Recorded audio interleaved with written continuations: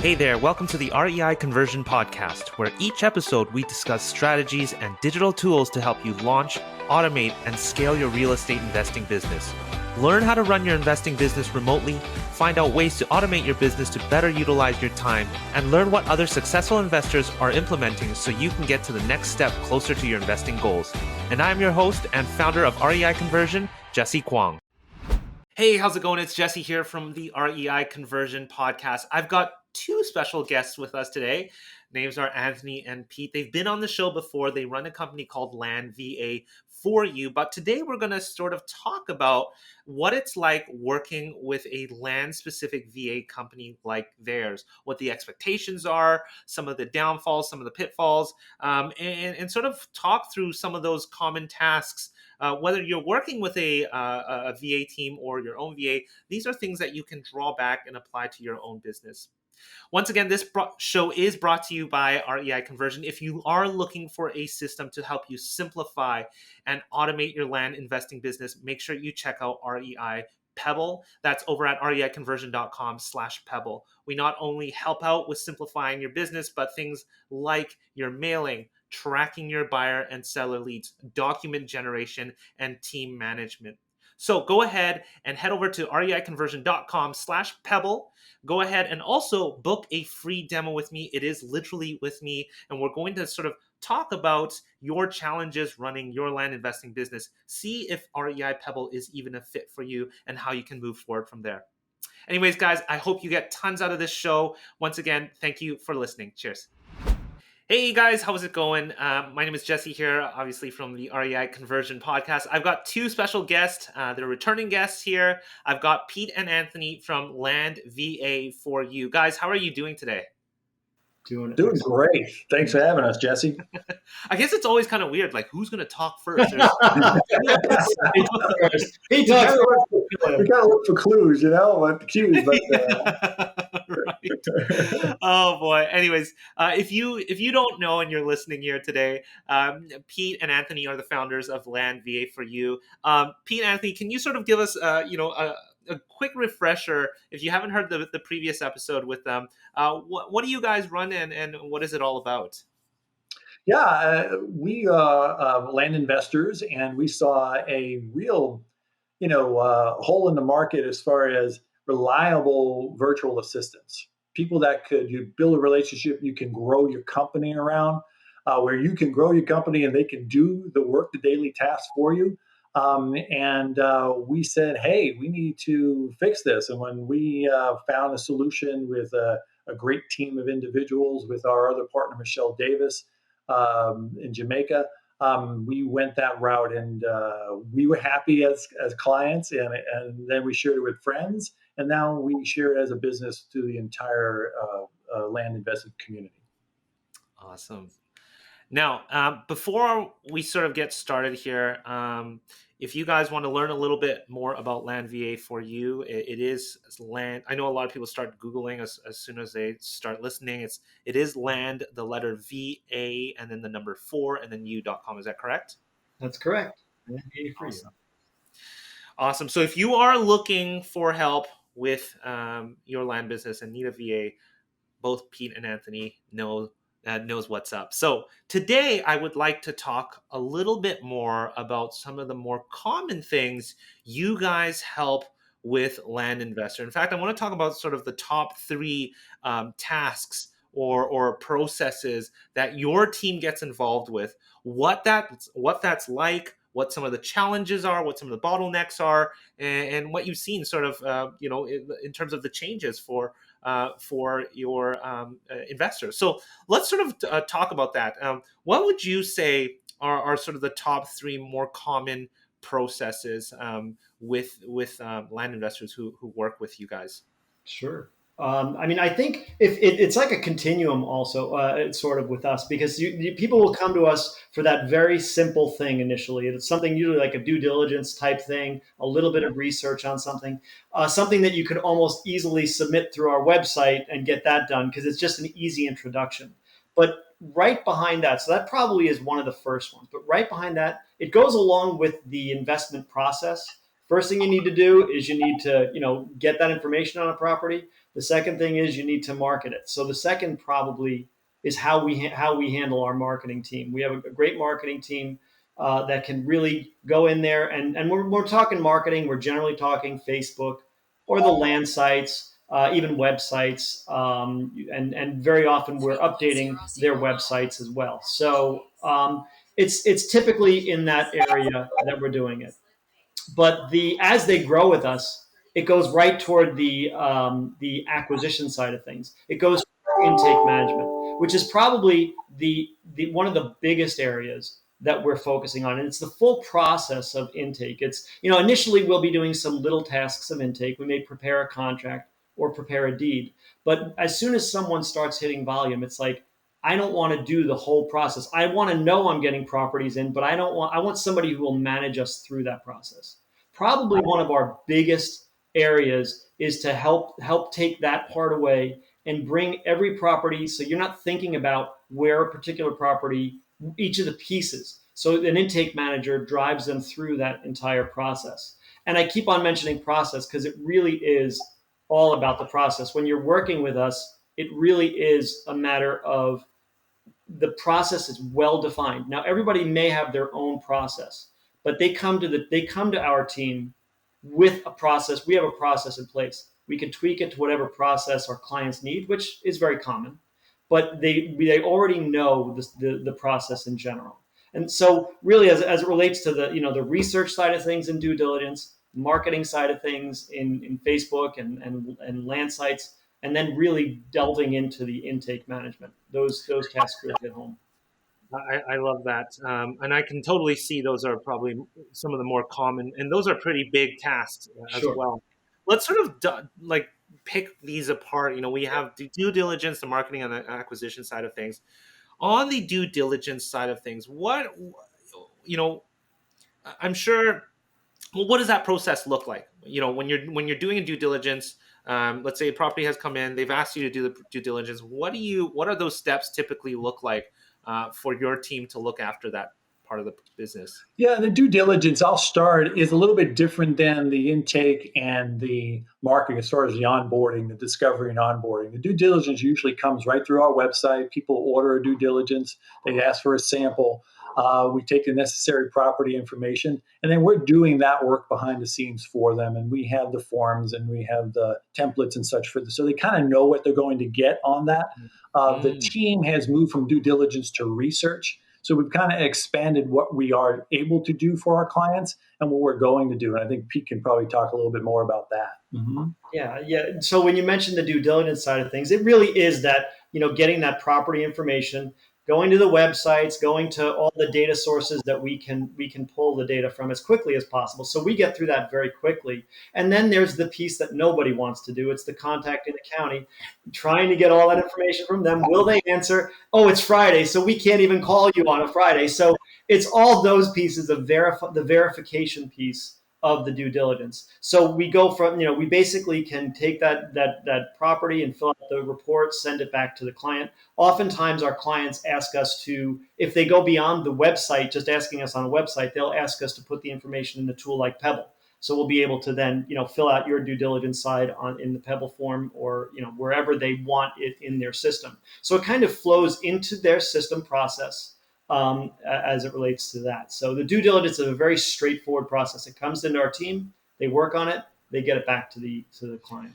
Has there sort of ever been, or common instances where an investor comes in and they've got you guys to do their due diligence, but they're always saying, is there something that they sort of have expected but isn't included in there, and they really have to understand that that's not part of the process, that it's much more involved? What sort of situation sort of lends itself to that?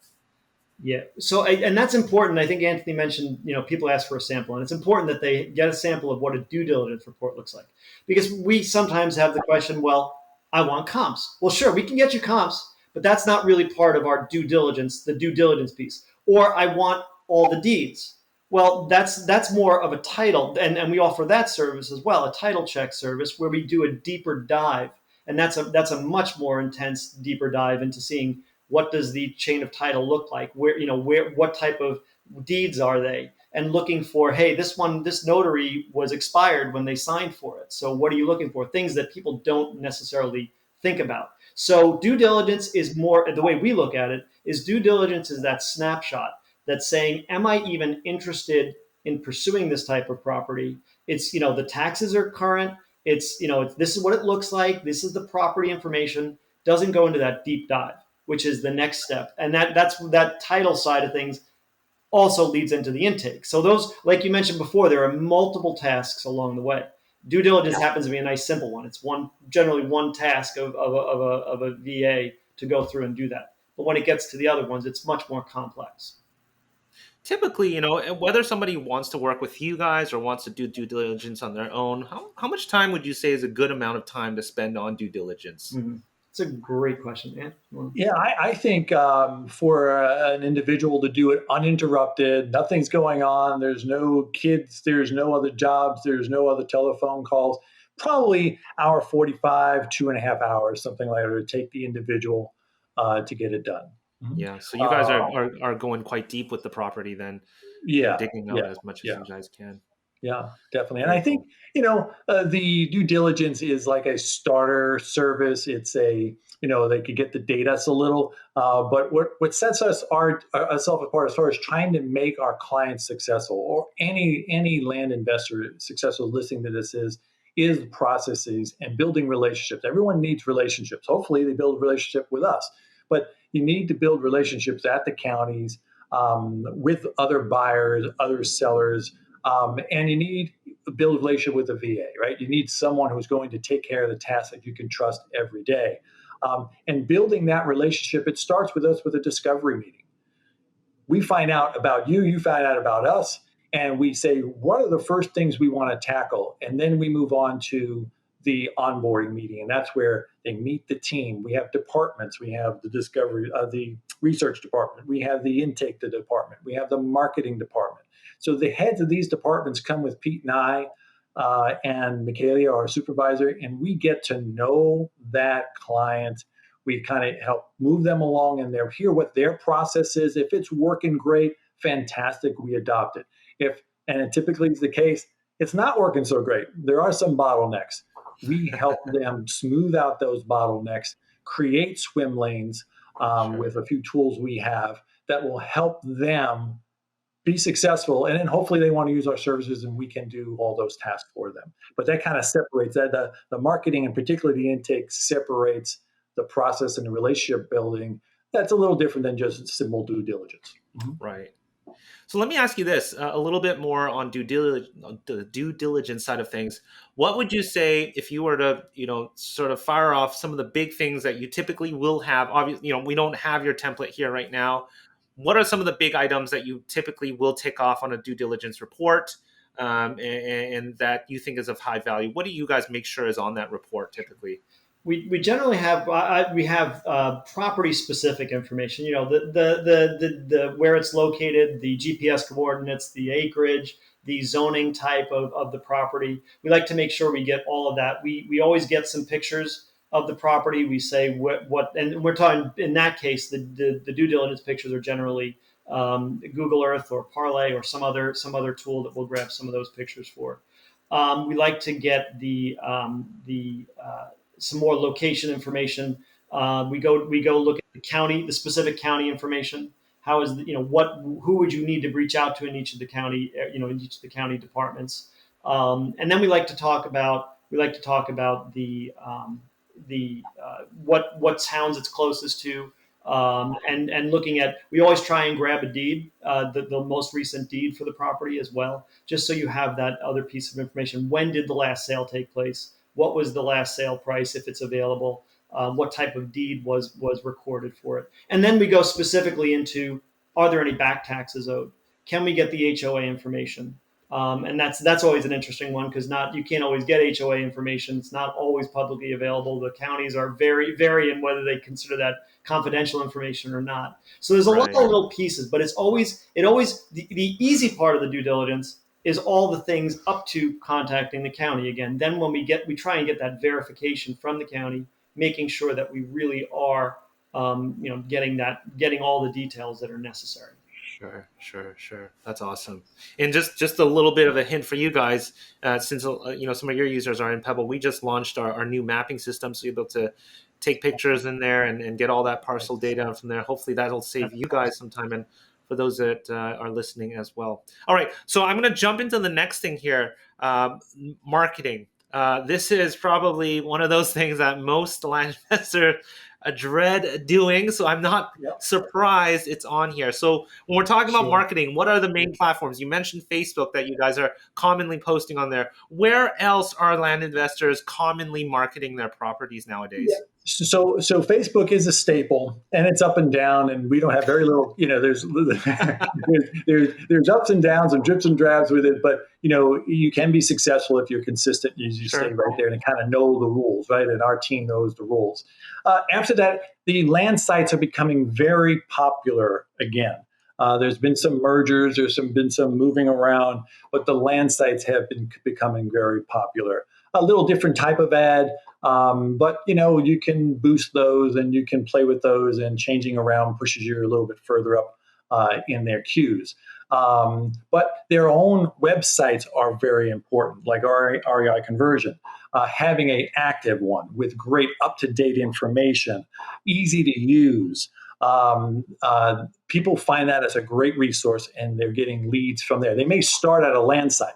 They may start at Facebook, but they'll go through your website at one point or another. So extremely important on that. There's still some people doing some Craigslist. It's not as popular. We don't come across it as much, but there's still some people who have it down or in a certain area, or have people that can help them after we write the ads, get them listed and posted or what have you. So those are your main ones right now. One of the other things is also the deal of the week, where you put out a mailer with a video, and some are elaborate. Some it's just an email. Some it's a video and landing page. We do it all. And if you have a nice buyer's list, that could be very successful for you also. Yeah. So where are you typically finding that most success from? Is it those land sites? Is it from Facebook? Is it from your own buyer's list? Yeah. Once you get a nice N on your buyer's list, the buyer's list, land sites, and your and Facebook are your biggest legs to your stool, the most strong legs to your stool to continue to get leads. Right. Yeah. I think your own website will help you convert. But those are where you're going to get your most leads right now. Right.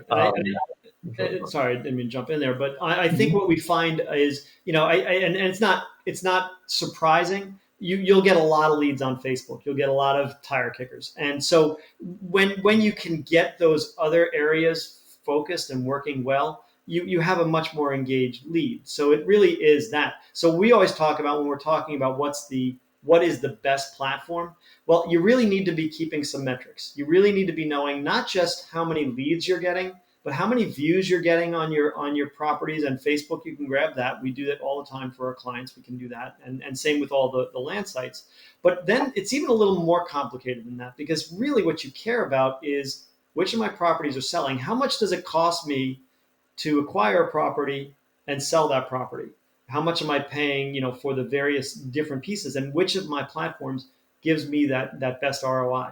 So it's not as cut and dry as I'm getting so many leads from Facebook, or I'm getting so many leads from LandFlip or Land Century, whatever it may be. It's really about, but are those leads strong, and do they close?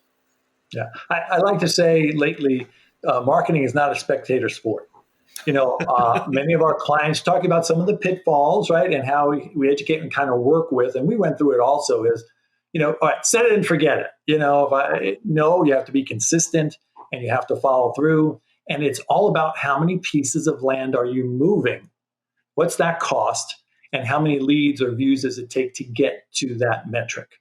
That's what's important. A lot of people go down the wrong road with that, but it's really, how many did I sell, and how much did it cost me, and how many views did it take or leads did it take for me in each one of the areas to sell? And that's how you mark your metrics, and that's how you improve.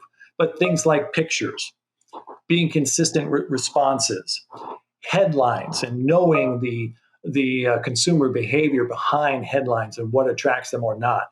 These are all very important. You must be doing them consistent, and you got to constantly find out what's the latest and greatest in the market.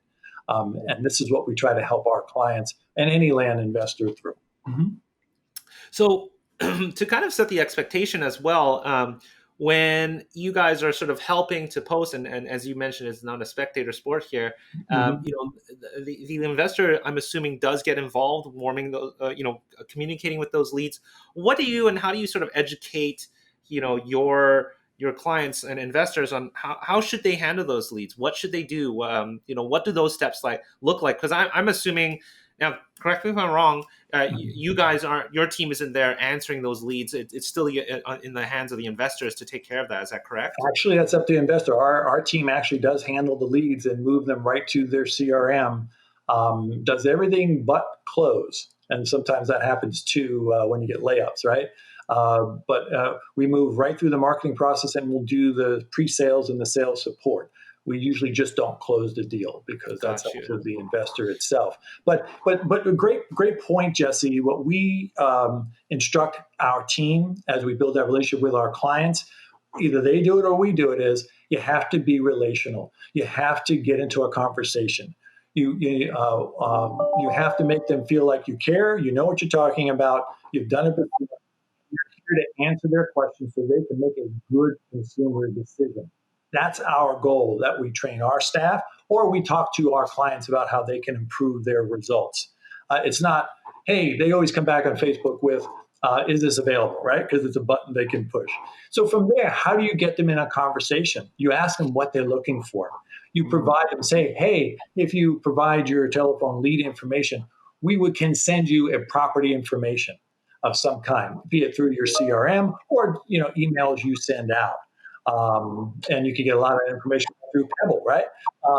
And such. So these are the types of things we try. Our staff is trained on. We constantly work on, but also we share with our clients as we go with them on the onboarding and on our adventures together, so they can improve their results. But if they don't want to do it, they're not going to be consistent. Hey, we'll jump in and do it for them. I love that. I love what you said. It's relational, and then also, how to open up that conversation. Now, obviously, when there's a lot of tire kickers, this can also be quite time consuming, and this is again where you guys come into play, and that's perhaps why a lot of people sometimes stick with emailing to their buyers list first, and Yeah. doing things like their neighbor marketing first before they have to actually start dealing with Sure. leads, Yeah, yeah. right? How much do they, or that's where they ask for help because that is a bottleneck for them. They don't mind sending an email. They don't mind making a response or giving a factual response on a piece of land. But when people start asking questions or getting relational, one, it's time consuming, and two, many of our clients have other jobs, whatever. It becomes a bottleneck, and that's Sure. where a great VA service can fill in the gap there. Mm-hmm. Awesome. Awesome. All right. Well, let's talk on the opposite side of things, the acquisition, the really the start of Mm-hmm. everything, right? Yeah. Your intake manager. So what does that process look like for you guys? Are they answering calls? Is that how they're doing things? Are they answering emails? What does that typically look Yeah. like? This is where our onboarding really, really comes in handy. It's when we sit down and we go through our process. We have a whole flow chart of how the process works for us, trying to identify exactly where our process goes and where theirs might be a little different. But we'll start anywhere in the process of intake from the offer letter. So the offer letters go out, the offer letters come back in. There may be phone calls. We can respond to phone calls. We can check the digital mailboxes because everyone's using digital mailboxes. We'll check those regularly for a client, or an email, just an email, email box. So we can go ahead and make sure, see that those offers are coming in. The minute they come in, your intake manager can have the calls made to the potential seller to try and get those scripted questions taken care of. So we generate reports for that. Once we have the information on the property, that's kind of like a pre-due diligence kind of thing. It gives you that just the taste of the property. And what does it look like? Does it have a road going through it? Does it have a river running through it? Those are the kind of things that are important to know before you really start anything. So we could take care of that. We can communicate with the seller, and then we will back and forth. This is a process, so it's a back and forth between the seller and the investor, and we will provide as much information to the investor so that they can make decisions to move forward. and then they can make a decision to move forward to the next step, which might be a due diligence / title check, like we mentioned before, looking into much deeper into the properties. Like, hey, yeah, I'm interested in the property. I offered this amount, they countered with this. I'm still interested. Let's move a little further. And that's where we get more due diligence. We look at the taxes, we look at the titles, the deeds behind it, and the investor can make much more of a decision at that point. And then we can communicate, again, that back and forth between the investor and the seller. We can communicate the information back to the seller to smooth the process along, making sure that they understand how the process works and what are the next steps, what they can fully expect. And it goes the rest of the way with preparing the deeds and closing the deeds. Each of those pieces are a step in our process that is managed and communicated back and forth with the investor. So, am I correct to say that you guys also are an answering service, that they'll call you, or is it typically through email or? Most of our investors don't have people answering the calls live. We can do that. Some of our VAs are answering calls live. Most of them are more of the respond to the calls that come in. But either way it works. So yeah, we would be an answering service in that sense, but usually we're reaching out to the seller to do those pieces. I mean, what should an investor have prepared for you guys, so you guys sort of are able to do your jobs, especially on the acquisition side of things? Sure. Do they need to let you know what kind of questions they want answered? What do they sort of get to you guys before you guys start, helping out with the acquisition? I'll just answer one and let you rest for a little bit because you'll jump back into the intake. So that script in the beginning, we have a script. We show it to them. It's about 14 questions long, and it's really detailed to get to know that seller. Are they really looky-loo? Are they really interested in selling? Are there going to be any title problems? Is everyone alive? Are there any liens, taxes? Have they ever been out there? Pictures? Are they really willing to sell? What time frame they're willing to sell? All those things, we can get all that information and create a nice little property report, which is that pre-due diligence that Pete was talking about. But that's such a big hurdle to acquiring a property that, again, through bottlenecks, timing, not wanting to get on the phone, holds some of our clients back, and we can eliminate that whole bottleneck for them. Yeah. Sorry. Yeah. And go ahead. I was just going to say that basically our clients come in, either they're looking for an intake manager, which is that person sitting on top, looking and making sure that everything's moving forward, or they're looking for intake tasks to be done. If they're looking for an intake manager, we go through the entire process, whatever they may have, and many times they have great processes in place with tools behind it, and then we can interface with those tools. But there gets to a point, like I think our investors go from, I have one property coming in every few months to I have 10 properties coming in a month and it goes faster and more and more. When they get to the point of they have 4 or 5 properties coming in a week, they need an intake manager. They shouldn't be doing it themselves. They should have somebody else managing that property. And I think that's where you have that, you start to look at, well, what process do you have? So if you're coming from I just started and I'm starting to get a lot of properties now, you may have no processes set up. See what we have to offer. But if you're already high end doing a lot of intake on your own, you probably have those processes pretty well defined that you're using this particular tool for managing your properties. Is it in Pebble so we can move it along the stages in there? You may already have that set. So either way, it works really well, and our onboarding really does define that. So we'll go through our entire process, seeing where you may have your process in place, or maybe you don't. So that's what that really does uncover. I love the fact that, especially for somebody who might be new or aren't sure how to scale up or get process in place. I mean, it sounds like working with you guys, you start getting clarity on processes. Now, you may not need to use the entire, Right. gamut of services, but, it really starts putting you in that position, in thinking about processes. And I always, say, land is so processifiable. Like it's, Yes. I mean, that's the beauty about this. I mean, again, a lot of us are out of the country or out of state or whatever it is, running this remotely, and it can be done. And I think a lot of people aren't sure of how to start. And if you aren't sure how to get process in place, have a chat with Pete and Anthony. They work with a lot of land investors. I'm sure know what processes look like.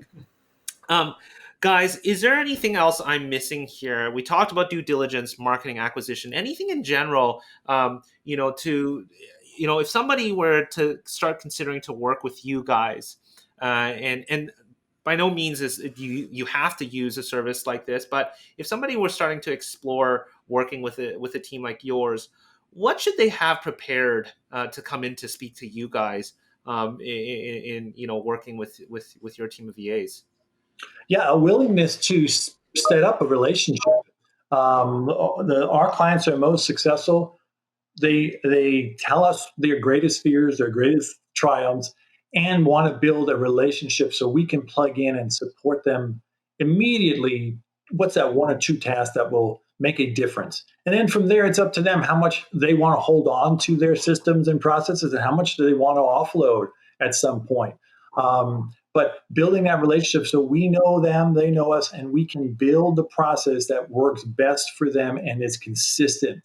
That's the ones that take off and become the most successful in the nearest term.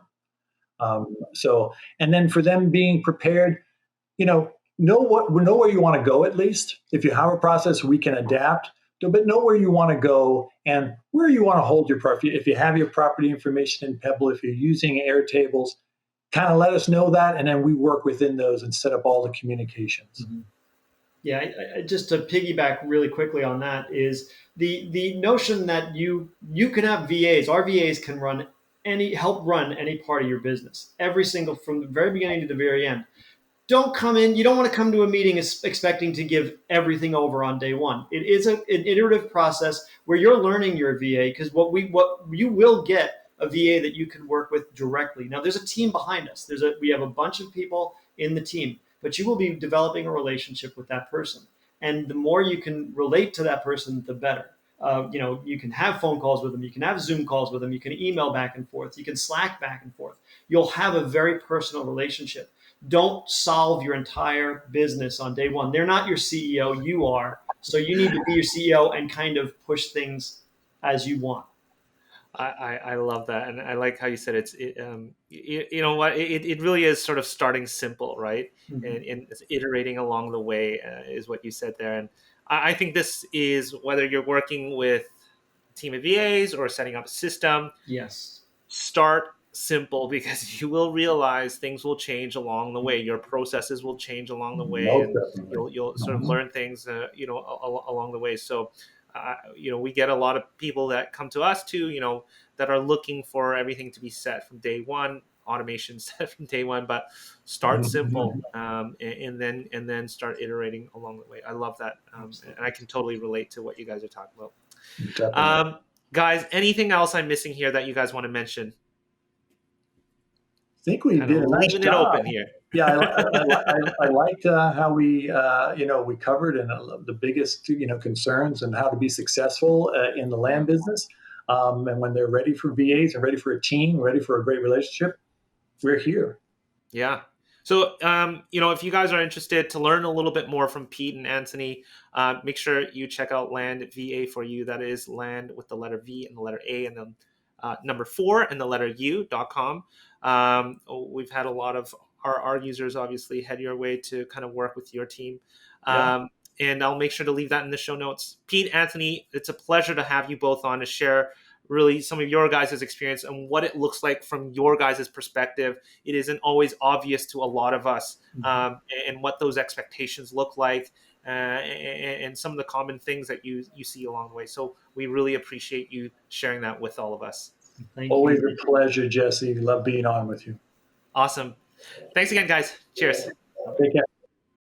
Before you stop this podcast or head to the next episode, I want to personally thank you for listening to this episode of the REI Conversion Podcast.